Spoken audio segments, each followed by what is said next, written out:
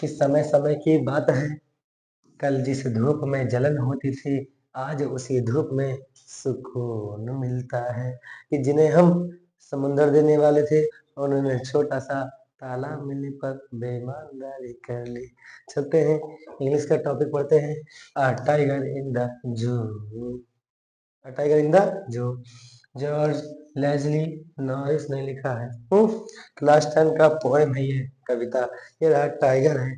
Photo तो देखने से कुछ आपका हुनर बढ़ता है, इसलिए फोटो देखें फिर विश्वास करें। आगे है आपके सामने अ टाइगर इन द जू। चिड़ियाघर में एक बाघ। टाइगर मीन्स क्या होता है? बाघ होता है। ठीक है, चलते हैं, पढ़ लेते हैं, एक एक लाइन बाय लाइन एक्सप्लेन करते हैं कि a tiger in the zoo poem का नेम है कि he stalks in his vivid stripes. वह अपनी ज्वलंत धारियों में शान से चलता है। बाघ की धारीदार होती है ना, तो वैसे ही ये मतलब वह स्टॉक्स मतलब शान से चलता है, इन हिज विविड स्ट्राइप्स अपनी ज्वलंत धारियों में जलते हुए। The few steps of his cage अपने पिंजरे में चंद कदम। द फ्यू कुछ स्टेप्स मतलब कदम, ऑफ हिज केज अपने पिंजरे में। On pads of velvet quiet मखमल की गद्दी पर खामोश। उसके जो पैर होते हैं नीचे मखमल के कुछ गद्देदार पांव जैसे रहते हैं। इन हिज क्वाइट रेज, अभी एक्सप्लेन करते हैं, अभी मीनिंग बता रहे हैं। ठीक है, अपने शांत आक्रोश में। In his quiet rage, quiet rage शांत आक्रोश में। He should be lurking in shadow, वह छाया में दुबका हुआ होगा। स्लाइडिंग थ्रू लॉन्ग ग्रास, लंबे घास में सरकते हुए। नियर द वाटर होल, पानी के किसी स्रोत के पास। नियर मतलब पास, द वाटर होल पानी के सुराख के पास या स्रोत के पास। वेयर प्लम्प डियर पास, जहाँ से मोटा हिरन गुजरता है। He should be snarling around houses, वह घरों के आसपास दहाड़ रहा होगा। एट द जंगल्स एज, जंगल के किनारे पर। Baring his white fangs his claws, अपने सफेद नुकीले दांतों और पंजों को दिखाकर। टेरेजिंग द विलेज, गांव को आतंकित कर रहा होगा। शेर से सब डरते हैं ना। But he has is locked in a, क्या लिखा है? कंक्रीट सेल, लेकिन वह एक कंक्रीट से बनी हुई दीवार में बंद है। सीमेंट से हिज स्ट्रेंथ बिहाइंड बार्स, उसकी ताकत सलाखों के पीछे है। Stalking the length of his cage, अपने पिंजरे की लंबाई में चलते हुए। इग्नोरिंग विजिटर्स, वह दर्शकों की उपेक्षा करता है, इग्नोर कर देता है। He hears the last voice at night, वह रात में आखिरी आवाज सुनता है। द पेट्रोलिंग कार्स, पेट्रोलिंग कारें। And stairs with his brilliant eyes, और अपनी चमकदार आंखों से घूरता है।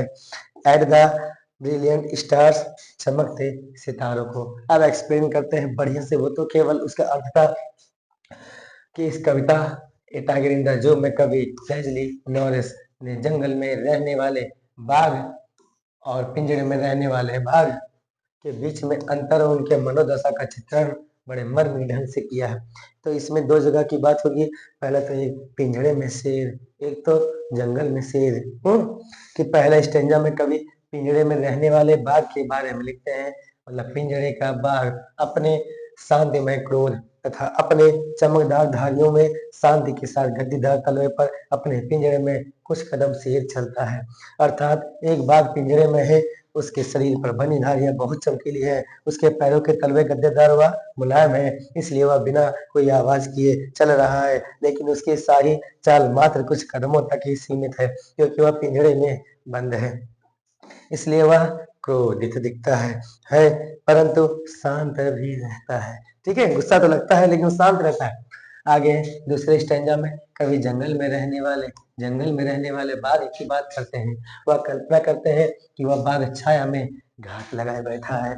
वह किसी जलाशय के पास घास में दुबक कर अपने शिकार की प्रतीक्षा कर रहा होगा। वह अवश्य ही किसी मोटे ताजे हिरण पर आक्रमण करने की तैयारी में होगा। तीसरे स्टेंजा में फिर से कवि जंगल में रहने वाले बाघ के बारे में लिखते हैं कि जंगल में रहने वाले बाघ जंगल के छोर पर स्थित घरों के चारों ओर गुर्रा रहा होगा, अपने लंबे तीक्ष्ण सफेद दांतों तथा अपने पंजों को दिखाते हुए गांव के लोगों को भयभीत कर रहा होगा। चौथे स्टेंजा में कवि अपने मन की बात लिखते हैं कि वह बाघ जो कि जंगल में स्वतंत्र था, पिंजरे में डाल दिया गया है, उसे कंक्रीट की मजबूत कोठरी में कैद कर दिया गया है, सीमेंट ईंटों से उसकी शक्ति को सलाखों के पीछे बंद कर दिया गया है। वह दर्शकों की परवाह न करते हुए अपने पिंजरे की पूरी लंबाई में बेचारा चलता है। मजबूरी एक ऐसी चीज होती है। पांचवें स्टेंजा में कवि ने रात के समय में पिंजरे के बाघ की स्थिति के बारे में बताइए। वह लिखते हैं कि पिंजरे में बंद बाघ रात को गश्त के लिए घूमती हुई कारों की अंतिम आवाज को सुनता है और वह अपनी चमकदार आंखों से चमकीले तारों को घूरता रहता है। कर भी क्या सकता है, ठीक है। और आपके सामने है, अगर मान लेते हैं इसका समरी आता है या फिर सेंट्रल आइडिया आता है, सेंट्रल आइडिया, तो आप उसमें इन नोट्स को लिख सकते हैं।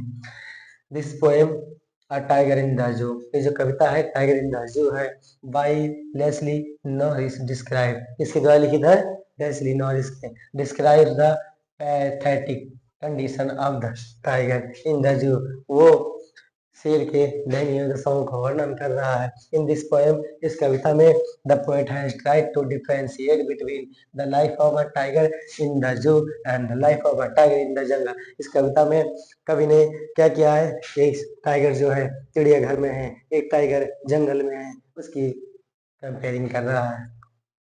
The poet starts with the tiger in the zoo and ends with the tiger in the jungle. कभी टाइगर जो जू में है वहां से स्टार्ट करता है और कभी जंगल में जो टाइगर है वहां से इसकी एंडिंग करता है। And then returns to the zoo, उसके वापस चिड़ियाघर पर आ जाता है। The poet describe the earlier life of tiger, poet जो डिस्क्राइब कर रहा है टाइगर के अर्लियर लाइफ को, पहले वाले जीवन को, when it was free to move anywhere in the forest, उसके बाद दोबारा फ्री होकर के फॉरेस्ट की तरफ चला जाता है। But now it has become a means of entertainment for the people locked in the जू, और उसके बाद में जो जू में जो चिड़ियाघर में शेर है, पिंजड़े में कैद है, वो केवल लोगों के एंटरटेनमेंट आनंदमय या मनोरंजककारी दृश्यों का वर्णन करता है। The poem begins by describing the physical characteristics of a tiger which is kept in a small cage। जो एक पोएम है ये भी डिस्क्राइब कर रहा है कि ये टाइगर के फिजिकल कैरेक्टरिस्टिक चारित्रिक विशेषताओं का वर्णन कर रहा है जो कि छोटे से पिंजरे में बंद है। The poet then describe how his life would have been if he had been in the forest, उसके बाद ये भी डिस्क्राइब कर रहा है कि उसका जंगल में कैसा जीवन रहता है। At the end the poet once again explain the position of the tiger in the cage, एक बार अंत में फिर से उसी कविता में पिंजड़े के बारे में, जो टाइगर है उसके बारे में कवि वर्णन करता है। द पोएट सेज दैट, कवि कहता है the life of the cage has changed the personality of the tiger, कवि ये कहता है कि जो पिंजरे में शेर बंद है वो एक टाइगर के जीवन को बदल देता है।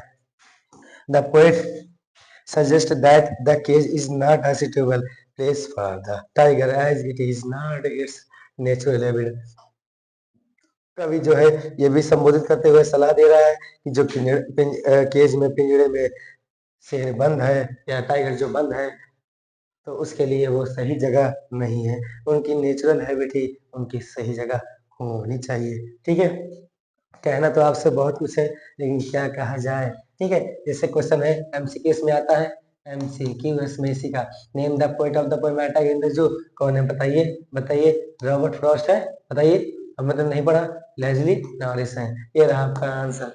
आगे है, गलत मत लगाइएगा। इसका क्वेश्चन 2 है, the poem draws a contrast between the, बताइए A number B number, tiger in the zoo tiger in the forest, मुझे लगता है बी नंबर ऑप्शन होना सही है।